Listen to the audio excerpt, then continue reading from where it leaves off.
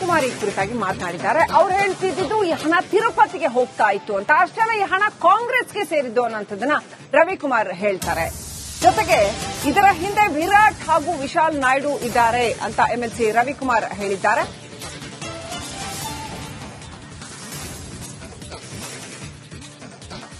ನಾಸಿಕ್, ಗೋವಾ, ಕರ್ನಾಟಕ ಮೂಲಕ ತಿರುಪತಿಗೆ ಹೋಗ್ತಾ ಇತ್ತು ಈ ಹಣ. ಸೈಯದ್ ಹಜಾರೆ ಅನ್ನೋರು ಏನು ಬಿಸಿನೆಸ್ ನಡೆಸ್ತಾ ಇದ್ದಾರೆ, ಅವರ ಲಾರಿಯ ಮೂಲಕ ಹಣವನ್ನ ಕಳುಹಿಸಲಾಗಿದೆ ಅಂತ ಎಂಎಲ್ಸಿ ರವಿಕುಮಾರ್ ಹೇಳ್ತಾ ಇರ್ತಕ್ಕಂಥದ್ದು. ಮಹಾರಾಷ್ಟ್ರ ಸಿಎಂ ದೇವೇಂದ್ರ ಫಡ್ನವೀಸ್ ಹಾಗಂತ ಹೇಳಿದ್ದಾರೆ ಅಂತ ರವಿಕುಮಾರ್ ಹೇಳ್ತಾ ಇದ್ದಾರೆ. ಈಗಾಗಲೇ ಬಂಧನ ಆಗಿರೋರ ಮಾಹಿತಿ ಸಿಕ್ಕಿದೆ. ಇದು ಕಾಂಗ್ರೆಸ್ಗೆ ಸೇರಿದ ಹಣ ಅಂತ ಬಿಜೆಪಿ ಎಂಎಲ್ಸಿ ರವಿಕುಮಾರ್ ಹೇಳಿದ್ದಾರೆ.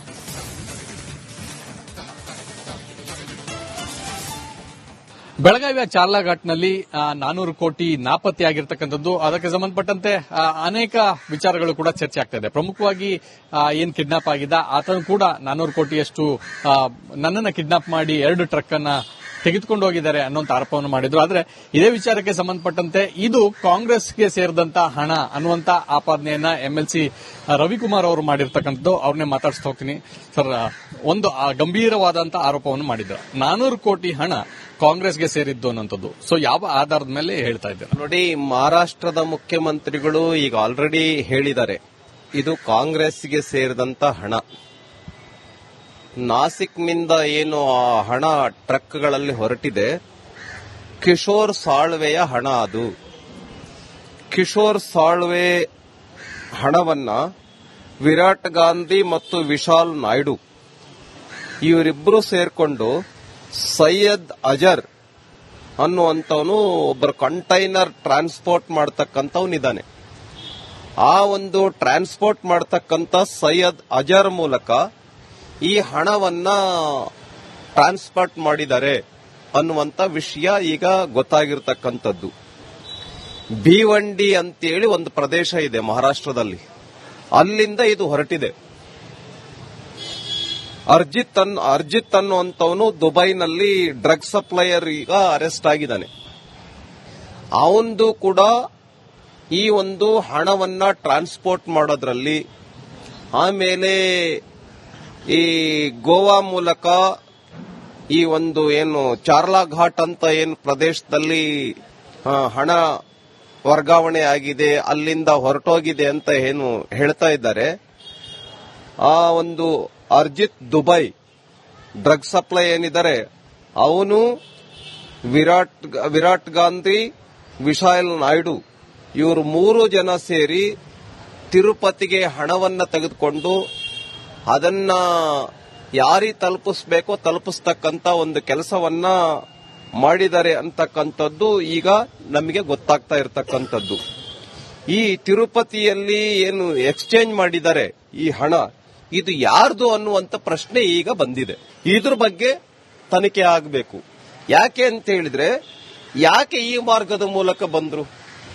ಈಗ ಉದಾಹರಣೆಗೆ ಮಹಾರಾಷ್ಟ್ರದಿಂದ ಸೀದಾ ಆಂಧ್ರ ಮೂಲಕ ತಿರುಪತಿಗೆ ಹೋಗ್ಬೋದಾಗಿತ್ತು, ಕರ್ನಾಟಕದ ಮಾರ್ಗದ ಮೂಲಕನೇ ಯಾಕೆ ಬಂದ್ರು ಅನ್ನುವಂತ ಪ್ರಶ್ನೆ ನಮ್ಮ ಎದುರುಗಡೆ ಇದೆ. ಇದ್ರ ಬಗ್ಗೆನೂ ಕೂಡ ಎಂಕ್ವೈರಿ ಆಗಬೇಕು. ತಪ್ಪಿತಸ್ಥರ ವಿರುದ್ಧ ಒಂದು ಸರಿಯಾದ ಕಠಿಣ ನಿರ್ಧಾರವನ್ನ, ಕಠಿಣ ಕ್ರಮವನ್ನ ತೆಗೆದುಕೊಳ್ಬೇಕು ಅಂತ ಹೇಳಿ ನಾನು ಮಾನ್ಯ ಮುಖ್ಯಮಂತ್ರಿಗಳಲ್ಲಿ ವಿನಂತಿಯನ್ನ ಮಾಡ್ತೇನೆ. ಇದಿಷ್ಟು ಎಂಎಲ್ಸಿ ಎನ್ ರವಿಕುಮಾರ್ ಅವರ ಮಾತು. ಕ್ಯಾಮರಾ ಪರ್ಸನ್ ಕೃಷ್ಣ ಜೊತೆ ಚಂದ್ರಶೇಖರ್, ರಿಪಬ್ಲಿಕ್ ಕನ್ನಡ, ಬೆಂಗಳೂರು.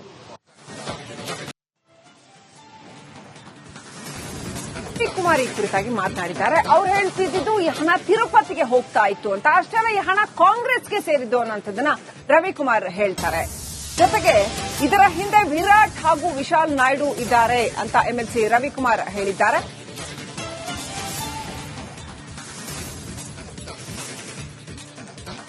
ನಾಸಿಕ್, ಗೋವಾ, ಕರ್ನಾಟಕ ಮೂಲಕ ತಿರುಪತಿಗೆ ಹೋಗ್ತಾ ಇತ್ತು ಈ ಹಣ. ಸೈಯದ್ ಹಜಾರೆ ಅನ್ನೋರು ಏನು ಬಿಸಿನೆಸ್ ನಡೆಸ್ತಾ ಇದ್ದಾರೆ, ಅವರ ಲಾರಿಯ ಮೂಲಕ ಹಣವನ್ನ ಕಳುಹಿಸಲಾಗಿದೆ ಅಂತ ಎಂಎಲ್ಸಿ ರವಿಕುಮಾರ್ ಹೇಳ್ತಾ ಇರ್ತಕ್ಕಂಥದ್ದು.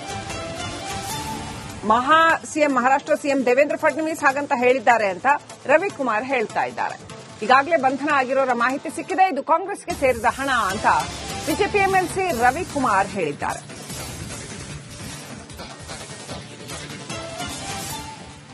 ಬೆಳಗಾವಿಯ ಚಾರ್ಲಾಘಾಟ್ನಲ್ಲಿ 400 ಕೋಟಿ ನಾಪತ್ತೆಯಾಗಿರ್ತಕ್ಕಂಥದ್ದು, ಅದಕ್ಕೆ ಸಂಬಂಧಪಟ್ಟಂತೆ ಅನೇಕ ವಿಚಾರಗಳು ಕೂಡ ಚರ್ಚೆ ಆಗ್ತಾ ಇದೆ. ಪ್ರಮುಖವಾಗಿ ಏನ್ ಕಿಡ್ನಾಪ್ ಆಗಿದ್ದ ಆತನು ಕೂಡ 400 ಕೋಟಿಯಷ್ಟು ನನ್ನನ್ನು ಕಿಡ್ನಾಪ್ ಮಾಡಿ 2 ಟ್ರಕ್ ಅನ್ನ ತೆಗೆದುಕೊಂಡು ಹೋಗಿದ್ದಾರೆ ಅನ್ನುವಂತ ಆರೋಪವನ್ನು ಮಾಡಿದ್ರು. ಆದ್ರೆ ಇದೇ ವಿಚಾರಕ್ಕೆ ಸಂಬಂಧಪಟ್ಟಂತೆ ಇದು ಕಾಂಗ್ರೆಸ್ಗೆ ಸೇರಿದಂತ ಹಣ ಅನ್ನುವಂತ ಆಪಾದನೆಯನ್ನ ಎಂಎಲ್ಸಿ ರವಿಕುಮಾರ್ ಅವರು ಮಾಡಿರ್ತಕ್ಕಂಥದ್ದು. ಅವ್ರನ್ನೇ ಮಾತಾಡಿಸ್ತಾ ಹೋಗ್ತೀನಿ. ಸರ್, ಒಂದು ಗಂಭೀರವಾದಂತ ಆರೋಪವನ್ನು ಮಾಡಿದ್ದಾರೆ. 400 ಕೋಟಿ ಹಣ ಕಾಂಗ್ರೆಸ್ಗೆ ಸೇರಿದ್ದು ಅನ್ನೋಂಥದ್ದು. ಸೊ ಯಾವ ಆಧಾರದ ಮೇಲೆ ಹೇಳ್ತಾ ಇದ್ದಾರೆ? ನೋಡಿ, ಮಹಾರಾಷ್ಟ್ರದ ಮುಖ್ಯಮಂತ್ರಿಗಳು ಈಗ ಆಲ್ರೆಡಿ ಹೇಳಿದ್ದಾರೆ, ಇದು ಕಾಂಗ್ರೆಸ್ಗೆ ಸೇರಿದಂತ ಹಣ. ನಾಸಿಕ್ನಿಂದ ಏನು ಆ ಹಣ ಟ್ರಕ್ಗಳಲ್ಲಿ ಹೊರಟಿದೆ, ಕಿಶೋರ್ ಸಾಳ್ವೆಯ ಹಣ ಅದು. ಕಿಶೋರ್ ಸಾಳ್ವೆ ಹಣವನ್ನ ವಿರಾಟ್ ಗಾಂಧಿ ಮತ್ತು ವಿಶಾಲ್ ನಾಯ್ಡು ಇವರಿಬ್ಬರು ಸೇರ್ಕೊಂಡು ಸೈಯದ್ ಅಜರ್ ಅನ್ನುವಂಥವನು ಒಬ್ಬರು ಕಂಟೈನರ್ ಟ್ರಾನ್ಸ್ಪೋರ್ಟ್ ಮಾಡತಕ್ಕಂಥವನಿದ್ದಾನೆ. ಆ ಒಂದು ಟ್ರಾನ್ಸ್ಪೋರ್ಟ್ ಮಾಡತಕ್ಕಂಥ ಸೈಯದ್ ಅಜರ್ ಮೂಲಕ ಈ ಹಣವನ್ನ ಟ್ರಾನ್ಸ್ಪೋರ್ಟ್ ಮಾಡಿದ್ದಾರೆ ಅನ್ನುವಂಥ ವಿಷಯ ಈಗ ಗೊತ್ತಾಗಿರ್ತಕ್ಕಂಥದ್ದು. ಭೀವಂಡಿ ಅಂತೇಳಿ ಒಂದು ಪ್ರದೇಶ ಇದೆ ಮಹಾರಾಷ್ಟ್ರದಲ್ಲಿ, ಅಲ್ಲಿಂದ ಇದು ಹೊರಟಿದೆ. ಅರ್ಜಿತ್ ಅನ್ನುವಂಥವನು ದುಬೈನಲ್ಲಿ ಡ್ರಗ್ ಸಪ್ಲೈಯರ್ ಈಗ ಅರೆಸ್ಟ್ ಆಗಿದ್ದಾನೆ. ಅವಂದು ಕೂಡ ಈ ಒಂದು ಹಣವನ್ನ ಟ್ರಾನ್ಸ್ಪೋರ್ಟ್ ಮಾಡೋದ್ರಲ್ಲಿ, ಆಮೇಲೆ ಈ ಗೋವಾ ಮೂಲಕ ಈ ಒಂದು ಏನು ಚಾರ್ಲಾಘಾಟ್ ಅಂತ ಏನು ಪ್ರದೇಶದಲ್ಲಿ ಹಣ ವರ್ಗಾವಣೆ ಆಗಿದೆ, ಅಲ್ಲಿಂದ ಹೊರಟೋಗಿದೆ ಅಂತ ಏನು ಹೇಳ್ತಾ ಇದ್ದಾರೆ. ಆ ಒಂದು ಅರ್ಜಿತ್ ದುಬೈ ಡ್ರಗ್ ಸಪ್ಲೈ ಏನಿದ್ದಾರೆ ಅವನು ವಿರಾಟ್ ಗಾಂಧಿ, ವಿಶಾಲ್ ನಾಯ್ಡು ಇವರು 3 ಜನ ಸೇರಿ ತಿರುಪತಿಗೆ ಹಣವನ್ನ ತೆಗೆದುಕೊಂಡು ಅದನ್ನ ಯಾರಿಗೆ ತಲುಪಿಸಬೇಕೋ ತಲುಪಿಸ್ತಕ್ಕಂತ ಒಂದು ಕೆಲಸವನ್ನ ಮಾಡಿದ್ದಾರೆ ಅಂತಕ್ಕಂಥದ್ದು ಈಗ ನಮಗೆ ಗೊತ್ತಾಗ್ತಾ ಇರತಕ್ಕಂಥದ್ದು. ಈ ತಿರುಪತಿಯಲ್ಲಿ ಏನು ಎಕ್ಸ್ಚೇಂಜ್ ಮಾಡಿದ್ದಾರೆ ಈ ಹಣ, ಇದು ಯಾರ್ದು ಅನ್ನುವಂತ ಪ್ರಶ್ನೆ ಈಗ ಬಂದಿದೆ. ಇದ್ರ ಬಗ್ಗೆ ತನಿಖೆ ಆಗಬೇಕು. ಯಾಕೆ ಅಂತ ಹೇಳಿದ್ರೆ, ಯಾಕೆ ಈ ಮಾರ್ಗದ ಮೂಲಕ ಬಂದ್ರು? ಈಗ ಉದಾಹರಣೆಗೆ ಮಹಾರಾಷ್ಟ್ರದಿಂದ ಸೀದಾ ಆಂಧ್ರ ಮೂಲಕ ತಿರುಪತಿಗೆ ಹೋಗ್ಬೋದಾಗಿತ್ತು, ಕರ್ನಾಟಕದ ಮಾರ್ಗದ ಮೂಲಕನೇ ಯಾಕೆ ಬಂದ್ರು ಅನ್ನುವಂತ ಪ್ರಶ್ನೆ ನಮ್ಮ ಎದುರುಗಡೆ ಇದೆ. ಇದ್ರ ಬಗ್ಗೆನೂ ಕೂಡ ಎಂಕ್ವೈರಿ ಆಗಬೇಕು. ತಪ್ಪಿತಸ್ಥರ ವಿರುದ್ಧ ಒಂದು ಸರಿಯಾದ ಕಠಿಣ ನಿರ್ಧಾರವನ್ನ, ಕಠಿಣ ಕ್ರಮವನ್ನ ತೆಗೆದುಕೊಳ್ಬೇಕು ಅಂತ ಹೇಳಿ ನಾನು ಮಾನ್ಯ ಮುಖ್ಯಮಂತ್ರಿಗಳಲ್ಲಿ ವಿನಂತಿಯನ್ನ ಮಾಡ್ತೇನೆ. ಇದಿಷ್ಟು ಎಂಎಲ್ಸಿ ಎನ್ ರವಿಕುಮಾರ್ ಅವರ ಮಾತು. ಕ್ಯಾಮರಾ ಪರ್ಸನ್ ಕೃಷ್ಣ ಜೊತೆ ಚಂದ್ರಶೇಖರ್, ರಿಪಬ್ಲಿಕ್ ಕನ್ನಡ, ಬೆಂಗಳೂರು.